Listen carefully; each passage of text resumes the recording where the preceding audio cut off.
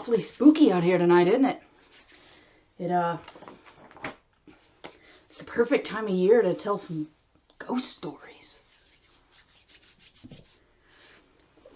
Like pretty much anywhere else on Earth, Arkansas has a ton of ghost stories. Since it's spooky season, now seems like as good a time as any to share some of them with you. What do you think?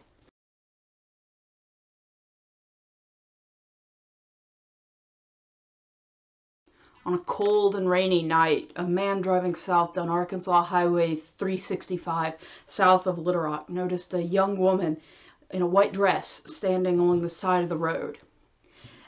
As he approached, she began to flag him down for help.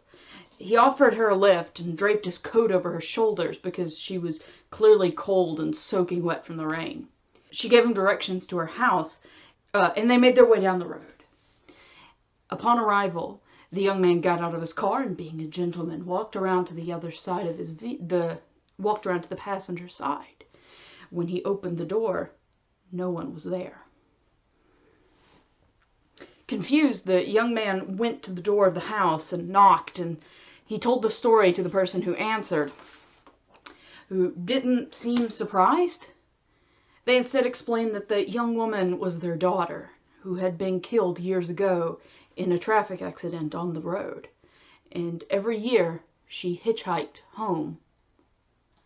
After hearing this story, the young man drove to the cemetery where the young woman had been buried. When he found her grave, his coat was draped over the tombstone.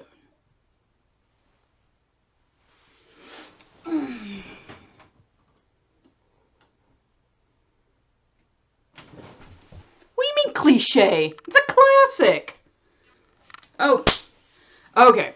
So it might also be a really great example of something that's called a migratory legend. A story repeated in many places with just a few details changed to better suit the people or the place where it's being told at. The stories of the vanishing hitchhiker, like the one in this story, are pretty common variants of migratory legends, and there are quite a few other kinds of migratory legends in the state. Migratory legends really are the bread and butter of the campfire ghost story world. But that's not what you're here to hear, is it? Now, let's talk about some of the more specific stories, the things that really are Arkansas stories. Things like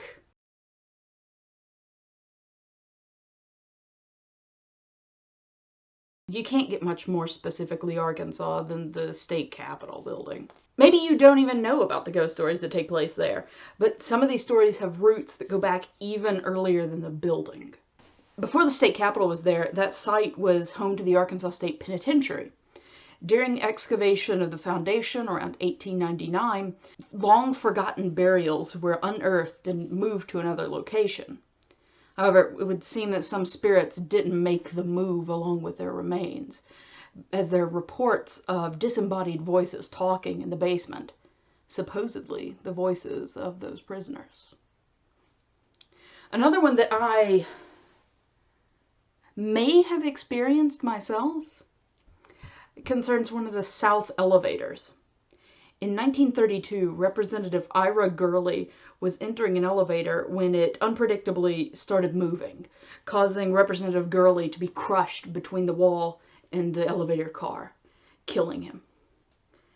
Today, it is said that the elevator in question acts of its own accord, even after the car and the mechanism has been replaced, and after multiple repair workers have came out to check the elevator out, it will still travel independent of human interaction.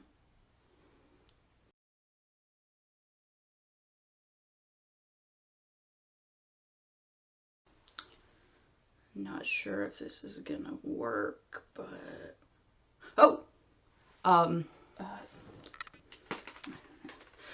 the King Opera House was built in the late 19th century and was an entertainment center for the city. It brought in traveling troupes of actors to perform for the citizens of Van Buren, including the Tolson Stock Company. and their owner, actor Charles Tolson. In September of 1903, the troupe had just finished a week of performances at the King Opera House and were preparing to board a train at the Van Buren depot to take them to Fort Smith. As Tolson approached the window to pick up his tickets, he heard someone call his name, and he turned and saw someone emerging from the depot. That someone was local physician Dr. William Parchman. Parchman then pulled a .44 revolver from his coat and shot Tolson twice, once in the chest and once in the hip. Tolson was quickly loaded onto the train and transported to Fort Smith to the hospital, but it was to no avail. He soon died. Meanwhile, Parchman turned himself in and paid a $1,000 bail. He claimed that he believed that his 17-year-old daughter, Allie, was in love with Tolson and planned to run away with him. And despite the fact that Tolson was married to another actor in the troupe, and there was no evidence of a relationship between him and the young woman. In fact, other actors had reported that Tolson had noticed Allie hanging around the troupe of actors too much and told her to go home. Parchman was acting on the information given to him by vinegar salesman C.G. Murray. And while Tolson had no interest in Allie, it was known that Murray had less than honorable intentions toward the young woman. While it was never confirmed, many have inferred that Murray may have spread the rumor to Allie's extremely overprotective father in order to eliminate someone he saw as a romantic rival. Parchman went to trial and claimed self-defense.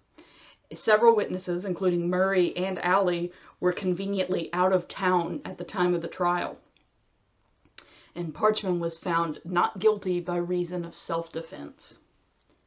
Tolson's spirit remained restless, and honestly for good reason. His murderer got off scot-free. He's said to haunt the King Opera House, the location of his last living performance. Some claim to have merely felt his presence, while others have noticed the lights turning themselves on. Still others have reported seeing a young man dressed in Victorian-era clothing walking around in the theater.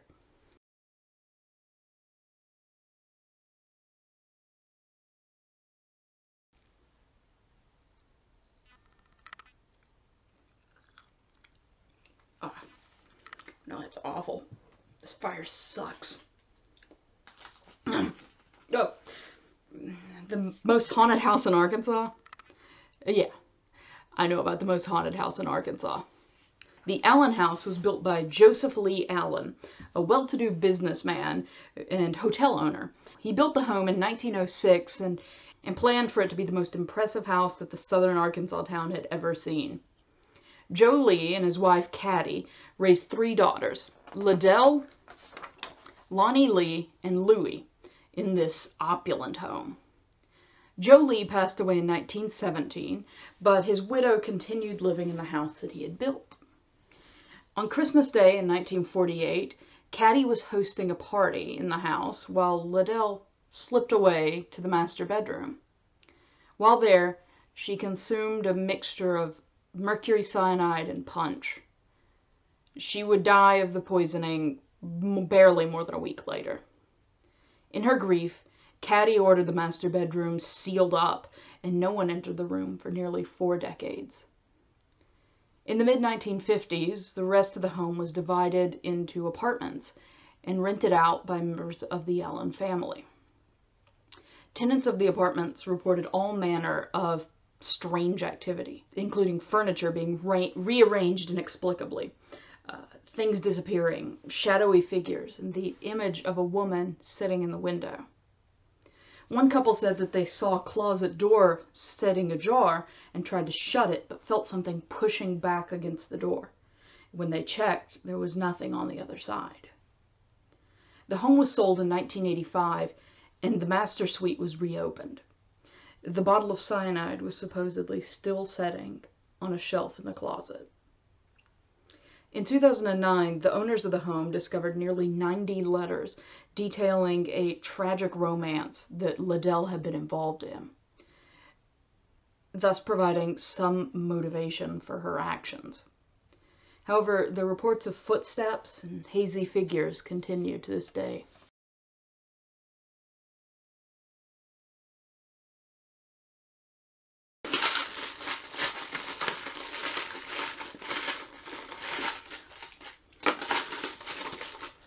Ah, sweet pineapple, my favorite. Ah, you're still here. All right. You probably all came here for this one. The big dog of Arkansas hauntings, the most haunted hotel around, the Crescent Hotel in Eureka Springs. The Crescent Hotel first opened in 1886, and from then until 1908 served as a year-round luxury resort. Beginning in 1908 and until 1934, the resort was only open during the summer, and during the rest of the year it served as the Crescent College and Conservatory for young women. Then in 1937, Norman G. Baker of Muscatine, Iowa, purchased the hotel and turned it into Baker's Cancer Curing Hospital. Despite having no medical training, Baker insisted on calling himself Doctor and invited people from all around the country to come to his hospital and be cured. Baker claimed to offer natural healing techniques that appealed to people who were nervous of new concepts like invasive surgeries and radiation therapy. However, in reality, his cure was just exercise and drinking spring water, while patients, both living and dead, served as guinea pigs for his cruel and invasive medical experiments. To ensure confidence in his treatment, he kept basically no records of the deaths that took place in his hospital. He moved the bodies out under the cover of night, had them cremated or buried in secret. On top of all of this, when patients entered his hospital, he had required them to sign blank letters. And after the patient's death, he continued sending letters to their family as the patient, enticing them to send more money to him. This really sets the stage for a heck of a haunting, huh? One of the most well-known ghosts in the Crescent Hotel is Michael. The story goes that Michael was a womanizer and a good-time guy who often got in trouble for flirting with the women. He was an Irish stonemason who was working on construction of the hotel when he slipped and fell to his death in the area that would become room 218. Those staying in this room have reported seeing a young male spirit being shaken awake in the middle of the night, only to hear someone running away, having doors slammed shut in their face, the television coming on and flipping through the channels all night long, and the water in the bathtub turning on and off of its own accord.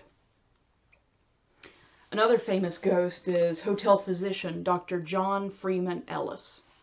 Dr. Ellis has been reportedly seen dressed in a top hat and fine clothing, moving along the staircase between the lobby and the second floor. Some have reported smelling the smoke from his pipe near the elevators. Perhaps he's somehow related to a dignified gentleman with a beard dressed in formal clothing that's sometimes seen in the lobby and the bar. As you might expect, there are several ghosts from the time of the cancer hospital. These include a ghost in the old morgue that hangs out near the autopsy table, a nurse pushing a gurney down the hall in the middle of the night, and Theodora, a cancer patient who is very protective of her room, room 419. Additionally, Baker's spirit is said to haunt the old recreation room by the foot of the stairs leading to the first floor. I don't mind that too much. I don't know if he really deserves to rest in peace. Well, I think that'll just about do it for this episode. Honestly, these stories are starting to give me the heebie-jeebies, and I'd like to get back to work on this bucket of Halloween treats. If you're looking for more Arkansas spooky stories, though, check out my podcast, Mapster Not Bonus. The link is in the description. This has been Associate Professor Henry Newman. Thank you for watching. Happy Halloween.